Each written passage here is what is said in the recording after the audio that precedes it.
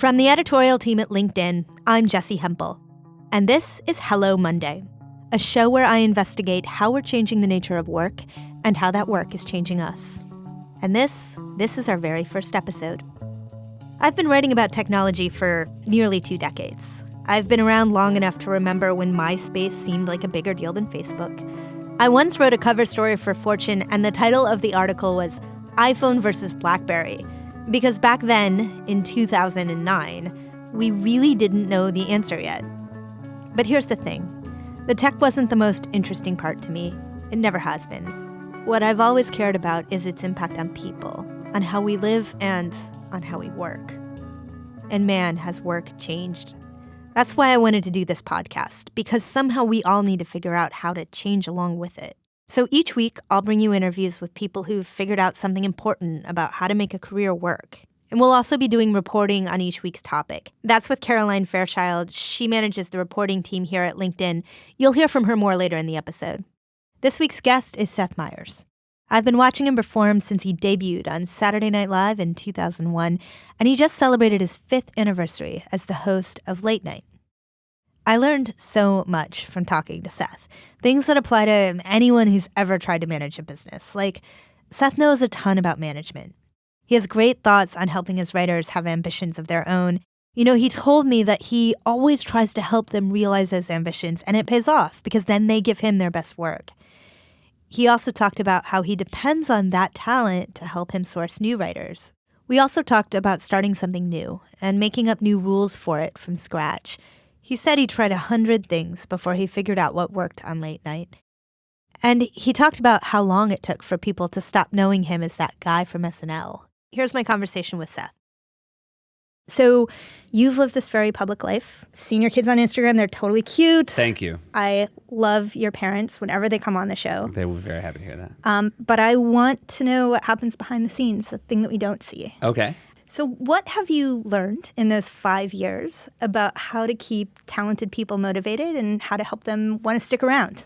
Well, particularly with our writing staff, we want them to stick around, but we also want them to find a path to the next thing they do.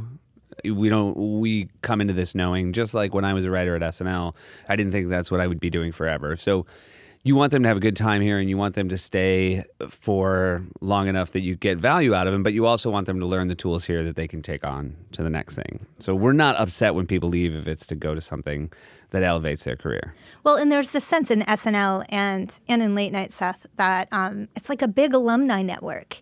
And, yes. And we, as your viewers, we all actually feel like we're kind of tacitly part of that alumni network. We cheer for you when you go off and do your next projects.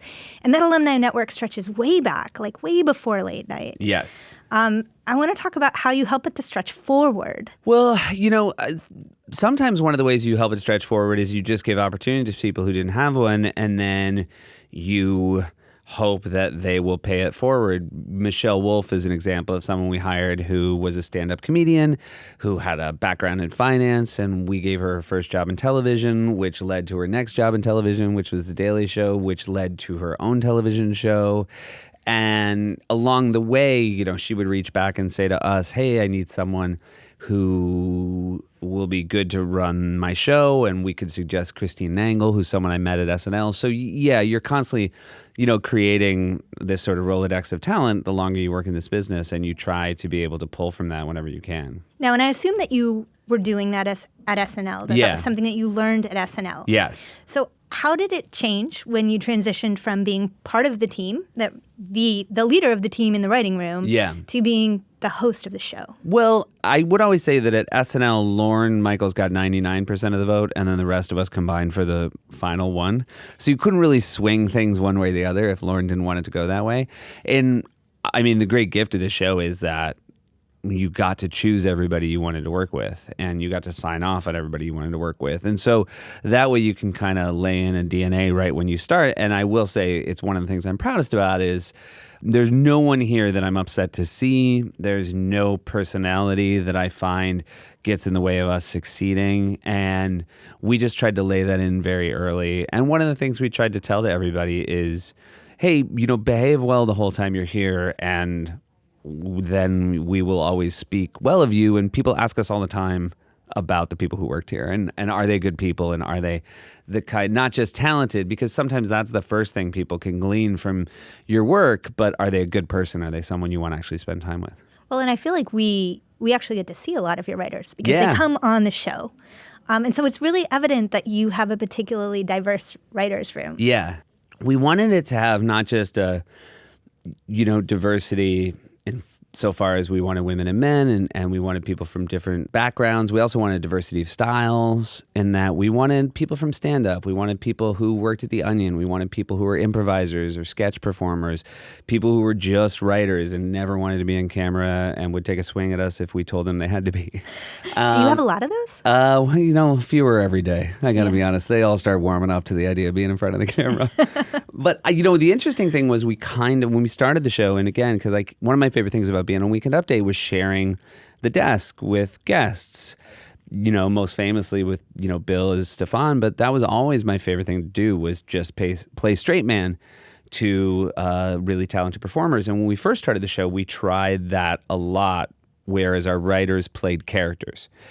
And it was a little jarring for the audience, I think, because they'd last seen me introducing people that were exactly as well known as I was. It was Seth and Fred, or Seth and Cecily, or Seth and Kate, whereas this was Seth and someone I'd never seen before. And it was really heavy sledding. And the interesting thing, the arc that took place over the 5 years, was our writers kind of went away for a while, and then the way they came back is they would come on camera and be able to talk from a point of view that I didn't have. So as opposed to being a sort of an actor in a sketch, they became individuals, and that has been a lot more useful to us than the previous. Well, it was a wonderful, hilarious, but also incredibly smart way to point out the things that you don't have. If I can sort of sing the praises of what you get from diverse writing staff is, we had an opening, and Amber Ruffin, who, is probably the writer who's on camera the most on our show. She immediately walked in our door within an hour of finding out we had an opening and said, "You have to hire my friend Jenny Hagel." And, Jenny then came on board, and Amber and Jenny were the ones who came up with the bit Jokes Seth Can't Tell, which not only is the fun of it that I admit to the audience, these are jokes I can't tell, but I personally never would have come up with that as a sketch idea. I don't approach comedy as thinking about the things I can't do. I think about the things I can do. But it's really nice to have people in the room who say, hey, we found a way to actually call out the other of it. And so that was that, again, that was just a gift that they brought to us. And you wouldn't have that if you didn't have that voice or the perspective at your table. Yes. But it can also be tricky to have so many different perspectives and so many different, I would assume, senses of humor at times around your table.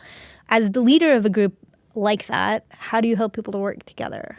Well, I will say that, as a host, it is still your taste. Even when somebody does something from a perspective that's not mine, we don't put it on the air if I can't see why it's funny. Right. And so for me, and again, because most of the time people like Amber and Jenny they still are writing for my voice. And and I think they understand that as well. And I think that's probably how they developed that other bit, which is, we like writing for you, but also we're coming up with these ideas that we realize would be bad if you said them, but we also think they're good jokes.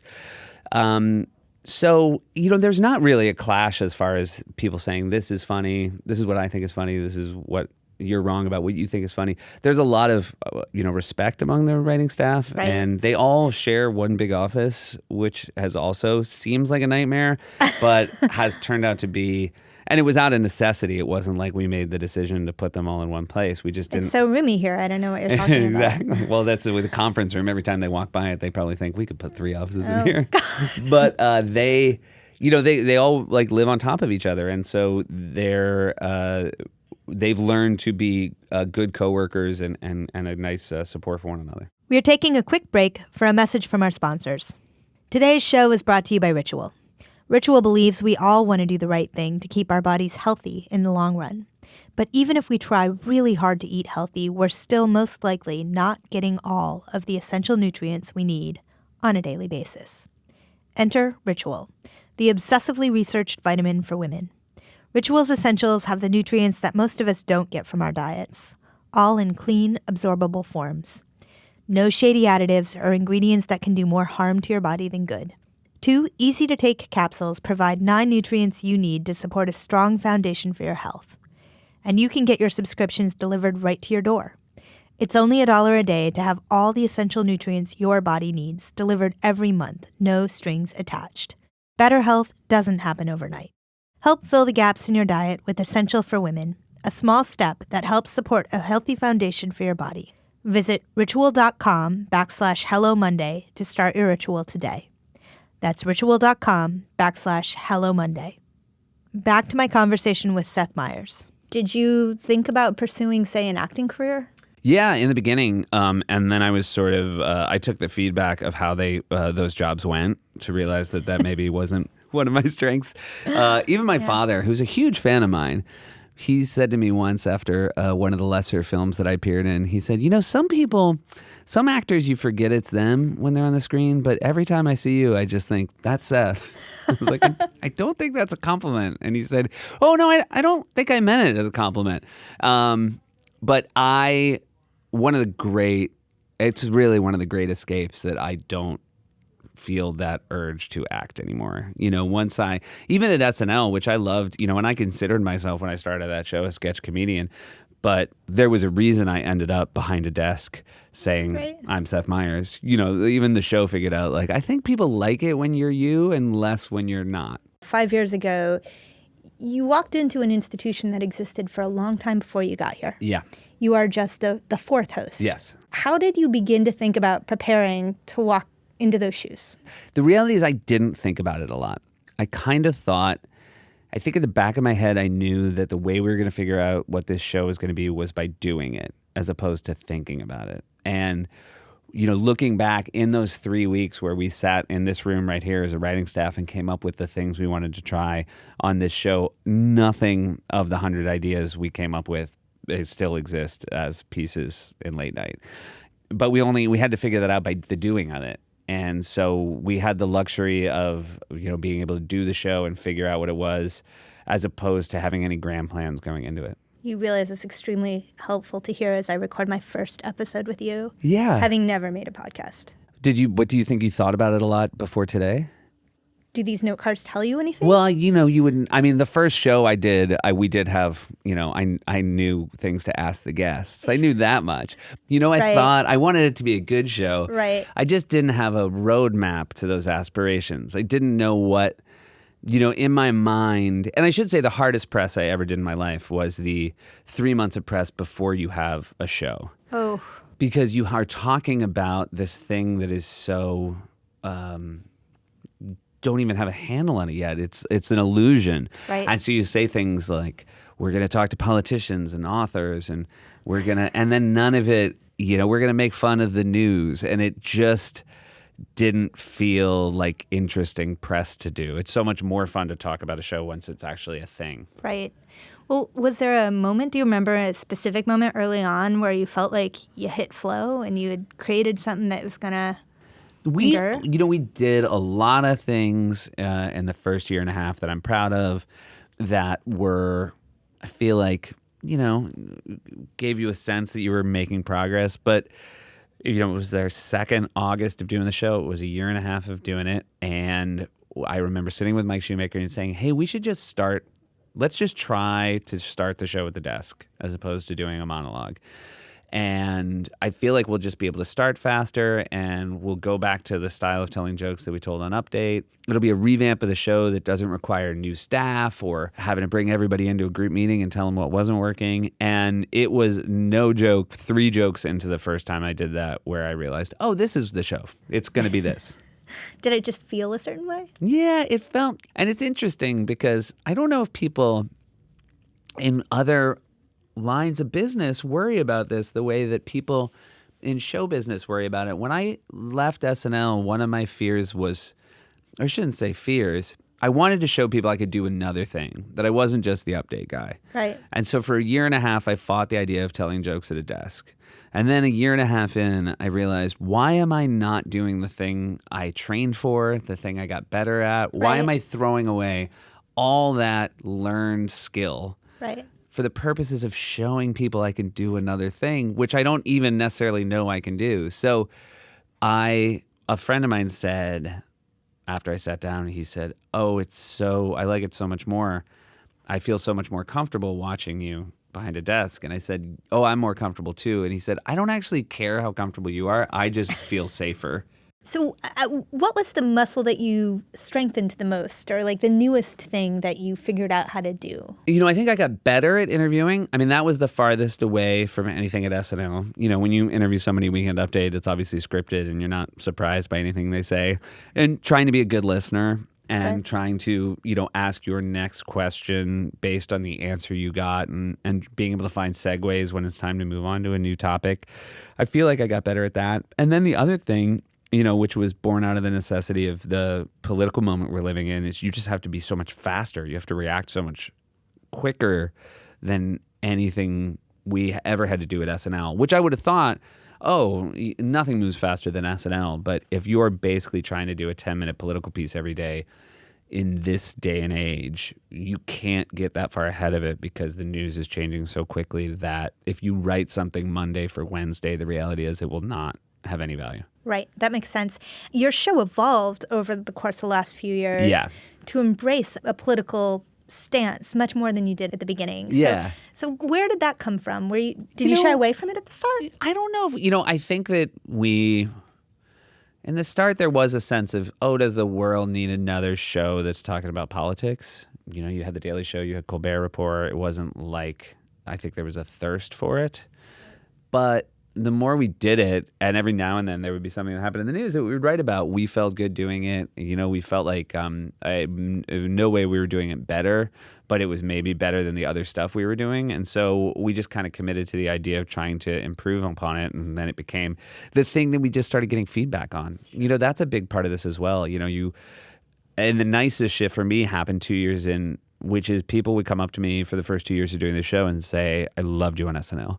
And then finally 2 years in, they would say, "I love your show." But it took a full 2 years for people to move on to my present. As lovely as it is to be complimented on your past, it's a lot nicer to be complimented on your present. It feels a certain way. Yes. And so the crazy thing to me is that this isn't even all of your present, that you actually are doing a number of different things. Yeah. You have your Documentary Now series. You've done a ton of different things. Why is that important to you? Documentary Now is so different than anything we're doing here. It is the longest tail. You work a year on it before it comes out as opposed to working a morning on it and doing it that night. Right. Everything here is lovingly disposable in that it's a bit like a newspaper. By Wednesday, you're not going to read Tuesday's New York Times. And that's the way our show feels. Whereas Documentary Now, I feel like those episodes will endure for a very long time. Yes. And will, even when they endure for a very long time, it will still be seen by less people than probably see our show tonight. But those 7 people are going to love it till they die. And that's the goal. To do something like that is really special. And then, I still really like going out and doing stand-up. It's again, totally different experience and, a skill I worked a long time to feel good at, and I don't want to stop and let it, atrophy. And so I try to get out and do that too. But you encourage your writers to do that as well, right? I mean, your writers are always working on all these other projects. Yeah. Again, one of the limitations of being a writer on the show is 80% of the words are going to be said by me. So maybe you just want to get out and maybe you want to write a sitcom and cast it with different voices, or maybe you want to be the host of something. And, that's why we're in no way, shape, or form hoping people stay here forever. I'm stuck with me, but I can see as a writer, you might want to try other things. The other reason we encourage it is, we feel like, hey, if you can stay here and work here, but also we give you this room and we will happily help you, pitch it. If you want to go try to sell a show to a network, we'll go in the room with you and we will sort of, sing your praises and talk about what a talent you are. And then you can develop that show while you're still working here. You don't have to leave one job to go try to chase the next one. There is the space here to let that happen. And we do feel like that makes the people who work here happier to know that, it's not a cage. It is, but the door's open. But it seems like that is, to bring us full circle, that is what good management looks like. It's not even specific to Hollywood, that helping people realize bigger dreams means that you're going to get more from them during the time they're with you. I really hope that's true, and that is certainly is our philosophy.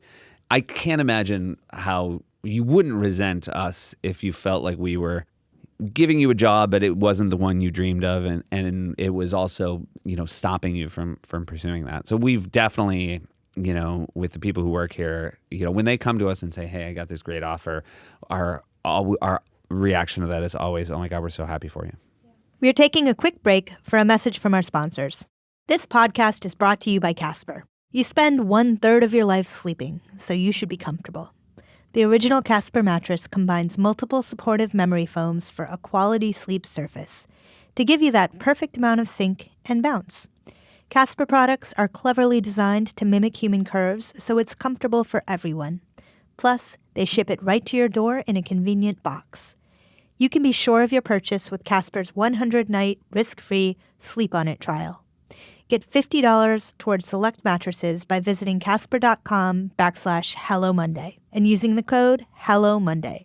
Terms and conditions apply. This podcast is brought to you by HoneyBook. Now, when you think of starting your own small business, you probably don't dream of doing paperwork. I mean, it's often everyone's least favorite part. You want to spend your time running your business, not filling out forms.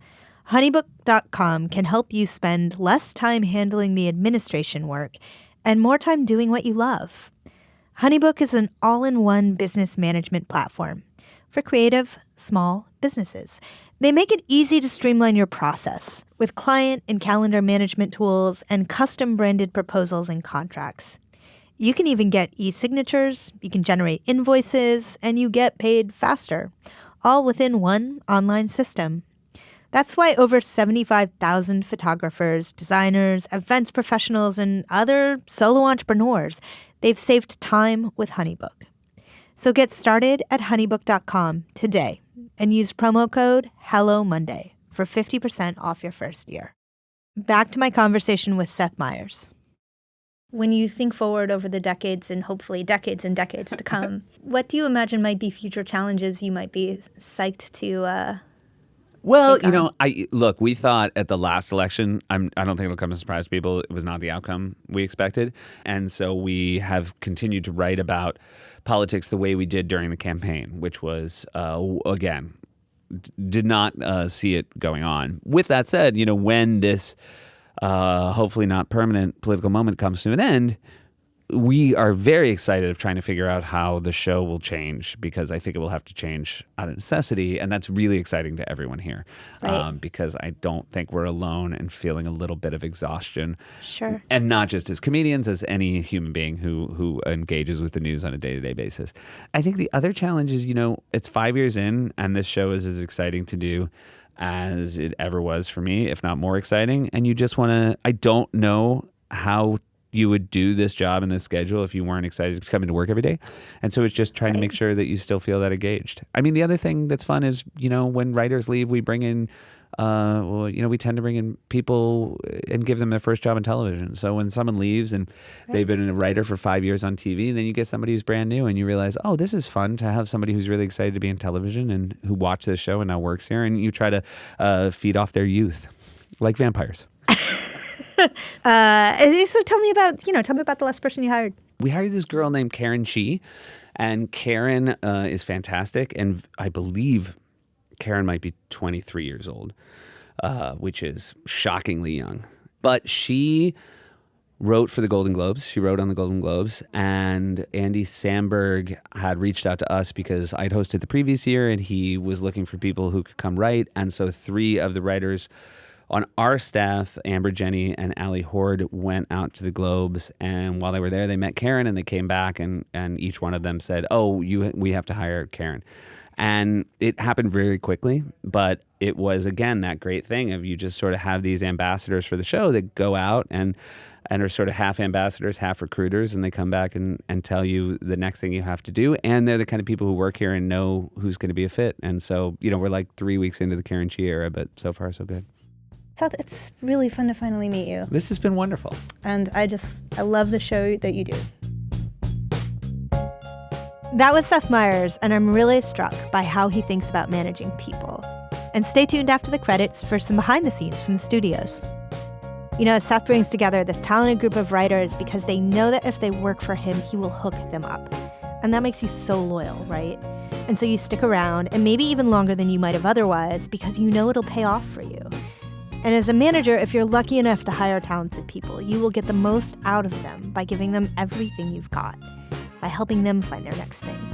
So this is what I asked Caroline to investigate this week.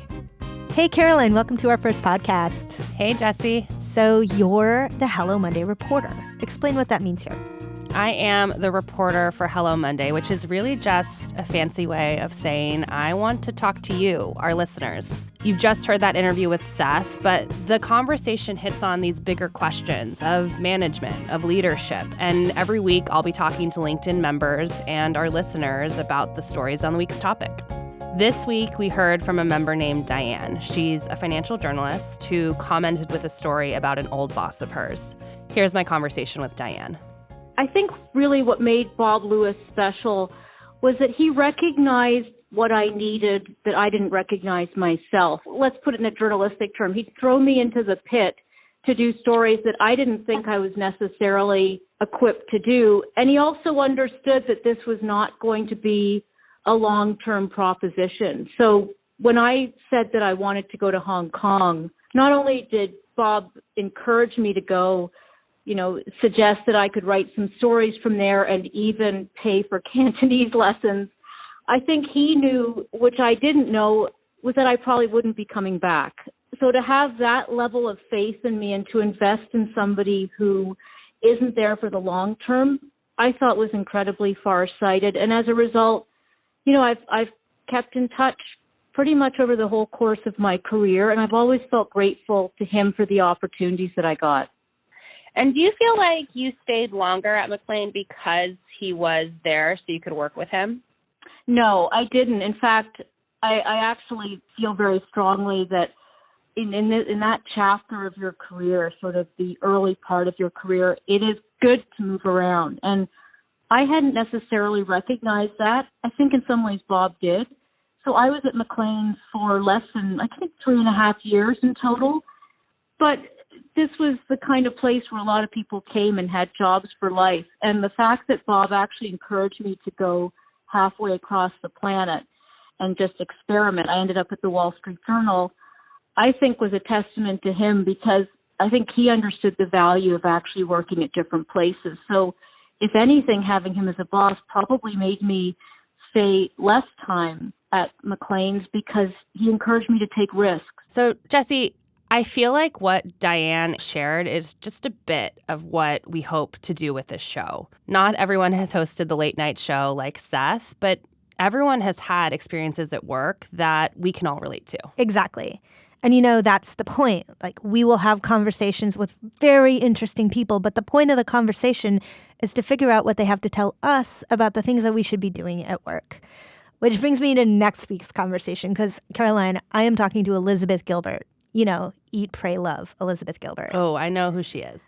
I remember reading her book, Eat, Pray, Love. I was in my late 20s, and I was on this narrow career path at the time, and it just sort of expanded my mind in terms of thinking, what was I going to do with my one precious life, as it were? It sounds kind of cliche even saying it, but everybody had that reaction to it, I think. And if you've read her books, you kind of feel like you know her. She talks to you like that. But there are things we don't know about her, and that's what we're going to talk about. If there are things that you, our listeners, want to hear from her, please get in touch with us. You can post on LinkedIn using hashtag Hello Monday, or email us at hellomonday@linkedin.com. Heck, email us about anything you want at hellomonday@linkedin.com. Also, Jesse and I will be posting updates on LinkedIn about upcoming episodes, ideas that we're working on, and we want to hear from you. So follow us on LinkedIn as well. I'm Caroline Fairchild. And I'm Jessie Hempel. Thanks for listening. If you enjoyed listening, subscribe and rate us on iTunes. It helps new listeners find the show. Hello Monday is a production of LinkedIn. The show is produced by Laura Sim with reporting by Caroline Fairchild. The show is mixed by Joe DiGiorgi. Florencia Iriondo is head of editorial video. Dave Pond is our technical director. Kyle Ranson-Walsh and James Mowat are Hello Monday's fairy godfathers. The music you heard in this episode was by Pachyderm. Dan Roth is the editor-in-chief of LinkedIn. We'll see you next week. How do you feel as a first podcast? Do you feel any regret of me being the first guest on your first podcast? Do you feel like I've been engaging enough? Deeply, but I'm getting over it. Mm-hmm. My biggest challenge right now with podcasting is trying not to sound like a 6th grade teacher. When I'm reading the script, I'm reading loud and with enthusiasm, and my wife is like, that sounds like someone I know, but not you. I bet if your wife listened to this, she'd say, no, that was definitely you. Again, I don't know the real you. I only know the podcast. But it has seemed very natural to me. My wife, I do a lot of this. I'm not saying this because I'm not so... Here, let me finish the sentence and then explain what I meant. I do a lot of charity events. So, all right. So now you all understand why I realized as I was getting closer there, it sounded like I was talking about what a wonderful person I am. But the reality is my wife and I go to a lot of events, and I am asked to sometimes go up and do comedy at charity events. And obviously in New York, there are so many great ones, and we love doing it. And I was going up to the last one, and my wife said, don't yell.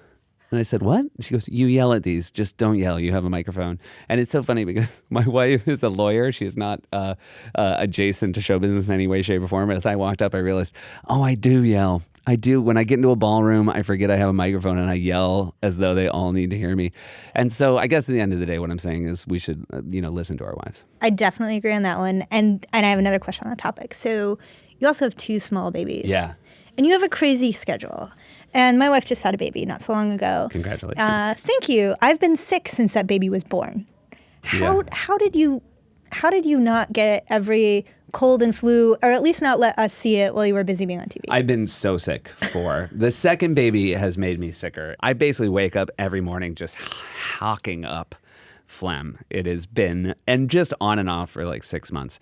The only thing I will say is if you just have to be not sick for an hour a day, the adrenaline you get from an audience who is excited to see you, that basically serves as a B12 shot that gets you through it. The only days that are really hard, and there were a couple in the winter where even on Twitter people said, "Oh, buddy, your voice is shot." I have lost my voice a couple times, Yeah. and those are the only ones that are impossible. But other than that, I've only missed one show for the birth of my first son. Whoa. And knock on wood. And the second, they were both born on Sundays. And the second one, I was going to miss Monday as well. But the story was so good because he was born in the lobby of our apartment building. That even my wife, I said to her, I think I got to go tell the story. And she, correctly knowing she was the hero of the story, said, you're allowed to go. So I only missed one day. That's pretty great. Yeah. And I do want you to know, I think you will keep getting better at this. But ultimately, it will be a little bit downhill from this episode. I'll keep that in mind. I knew that. Come on. I knew that in my heart of hearts.